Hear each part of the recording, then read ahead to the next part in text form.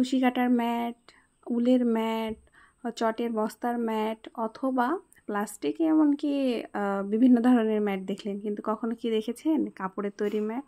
আসসালামু আলাইকুম সবাইকে, আমার নতুন একটি ভিডিওতে সবাইকে স্বাগতম। আজকে আপনাদের সাথে শেয়ার করব কাপড়ের তৈরি ম্যাট।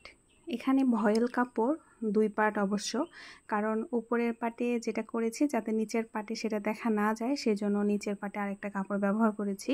এভাবে কাপড়ের তৈরি ম্যাট তৈরি করেছি। আপনার ডাইনিং টেবিলে সৌন্দর্য বাড়িয়ে তুলতে কিন্তু এটার কোনো তুলনা হয় না।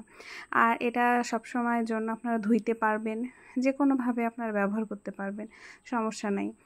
আর আশা করি যে আপনাদের কাছে ডিজাইনটা ভালো লেগেছে। এখানে আমি কিন্তু গুজরাটি সেলাইয়ের কাজ করেছি।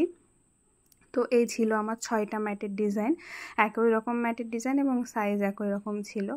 তো আমি আপনাদেরকে আরেকটু ভালো করে দেখে দিই। আমি যখন সেলাই করেছি তখন কিন্তু অপোজিটে দেখা যাচ্ছিল, তো ওই জন্য আমি 2 পাট কাপড় দিয়েছি, আরেক পাট আমি এখানে সেলাই করে অ্যাডজাস্ট করে দিয়েছি মেশিনের সাহায্যে, যাতে আমার অপোজিটের যে সেলাইয়ের কাজ করেছি সেটা যেন দেখা না যায়। তো মাঝখানে ব্যবহার করেছি গুজরাটি সেলাই, আর গোল রাউন্ডে ব্যবহার করেছি মাছের কাটা সেলাই, এবং পরবর্তীতে আমি আবার গুজরাটি সেলাইটা ব্যবহার করেছি।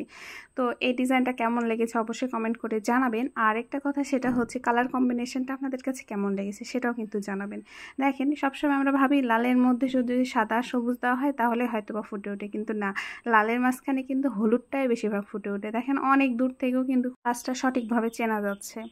তো এই ছিল ডিজাইন। আর এখানে আমি কিছু শর্টস আকারে আপনাদের সাথে অলরেডি শেয়ার করেই ফেলেছি। তো কেমন হয়েছে ডিজাইনটা অবশ্যই কমেন্ট করে জানাবেন। আর পরবর্তী ভিডিও দেখার আমন্ত্রণ রইল। আজকের মতো এ পর্যন্ত। ভালো থাকবেন, সুস্থ থাকবেন। আল্লাহ হাফেজ সবাইকে।